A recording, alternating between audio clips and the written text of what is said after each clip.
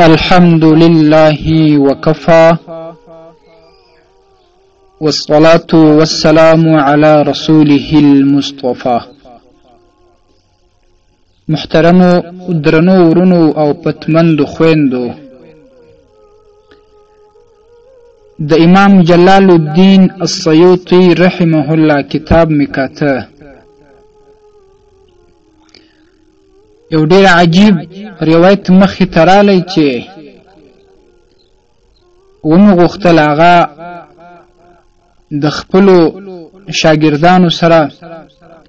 د خپلو مسلمانانو ورونو او خویندو سره شریک کړم، ځکه نبی علیه الصلاة والسلام دا وایي خیر د خلکو هغه دی چې بل مسلمان ته نفع ورسیږي. کېدای شي چې په دې یو روایت باندې یو مسلمان ته نفع ورسیږي او تر یو مسلمان داسې خبره ورسیږي چې هغه ډیره اسانه وي خو په هغه کې اجر ډیر زیات وي، نو دا به هم زموږ لپاره خیر وي. امام جلال الدین سیوطی رحمه الله دا روایت ذکر کړی دی چې حضرت علی کرم الله وجهه ورضی الله تعالی عنه دا غنه دا روایت نقل دی چې هغه ویلی دی څلور شان دي چې هغه د جنت د خزانو څخه دي. څلور شان چې کوم انسان دغه څلور شان وکوي الله به دته د جنت خزانه ورکوي، ځکه چې دا څلور شان دا د جنت خزانه بلل کیږي. اربعه من کنز الجنه، څلور شان دي د جنت د خزانونه. اول شی چې یاد شوی دی هغه اخفاء الصدقه، پټ صدقه کول، یعنی یو مسلمان ورور یا یو مسلمان خور هغه کا د چا سره صدقه کوي دا یا د ریا د پاره نه کوي، دا یا د شهرت د پاره نه کوي، دا یا د خپل نوم لوړولو د پاره نه کوي، دا یا صرف د الله د رضا د پاره وکوي. چې صرف هغه څوک په خبر وي کم چاته چې دوی صدقه استولې ده او بل څوک د نامه د پاره د ریا د پاره نور باندې خبره وي، نو دې ته پټه صدقه ویل کیږي. په دې صدقه باندې الله تبارک وتعالى ډیر زیات خوشاله کیږي او دا صدقه به الله تبارک وتعالى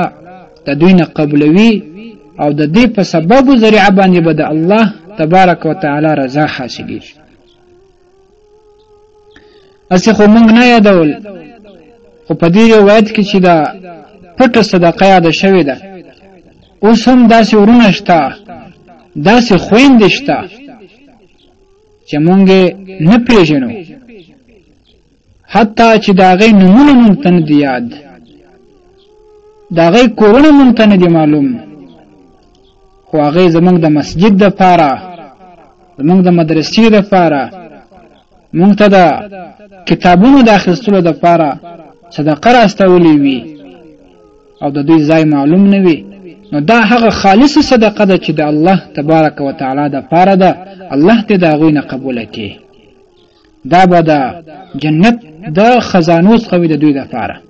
ځکه دوی ته پټه صدقه ویل کېږي. زه په یوه ملک کې، دوی په بل ملک کې، نه یې نوم راته معلوم، نه زما پېژندګلوی سته ورته، نه زما مدرسه، زما مسجد دا ورته معلوم دي، خو بیا هم دوی د الله د رضا دپاره، د دین د خدمت دپاره، د الله د خوشحالي دپاره، د خپل ځان دپاره چې صدقه جاریه شي داسې یو کار کوي.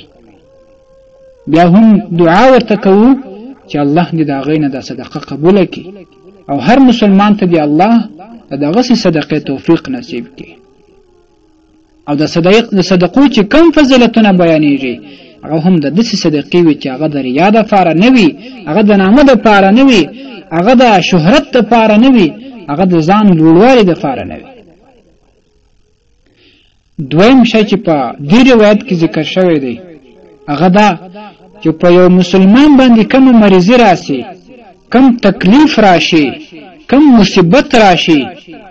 دی هغه پټ وساتي بس صرف الله ور باندې خبر دی داسې نه وي لکه بعضې کسان چې په سر باندې نه وي درد شوي هغه تکشیني یاره نن مې پر سر دومره زیات درد دی ابل تکشیني ابل تکشیني ابل تکشیني ارې ورته دا وایي او بله خبره ده چې کله پر یو انسان باندې مصیبت راشي تکلیف راشي امتحان راشي نو هر چاته بس د خپل راز وای او پر ما دا مصیبت دی پر ما دا تکلیف دی او پر ما باندې دا مشکل دی او دا امتحان دی اسی کول نه دی پکار د مسلمان د پاره دا لازمي ده د باندې کوم مصیبت او تکلیف راشي هغه به پټ ساتي ځکه د هغه تکلیف د هغه مصیبت څخه خلاصول والا الله رب العالمین دی خپل راز دی د الله سره وساته دریم شی چې په دې روایت کې ذکر شوی دی صلة الرحم صلة الرحم دې ته ویل کېږي چې د خپل اقربانو سره د خپل اهل سره د خپل همسایګانو سره د خپل دوستانو سره د خپل ملګرو سره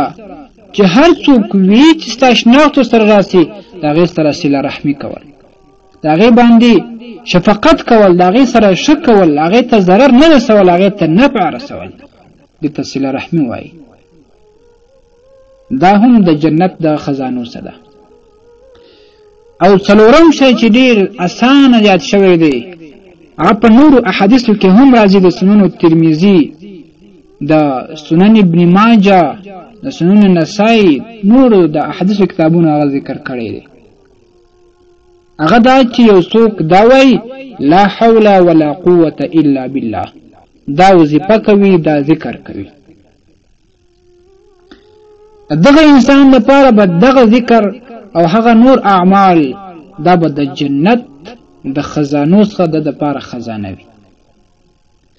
نو هر مسلمان ته پکار ده چې دغه اعمال وکوي په خپل ځان کې داسې اعمال موجود کې چې هغه آسانه دي خو درجه او ثواب او فضیلت یې څومره زیات دی معززو الله تعالی دې موږ او تاسې ته د دې عمل کولو توفیق نصیب کړي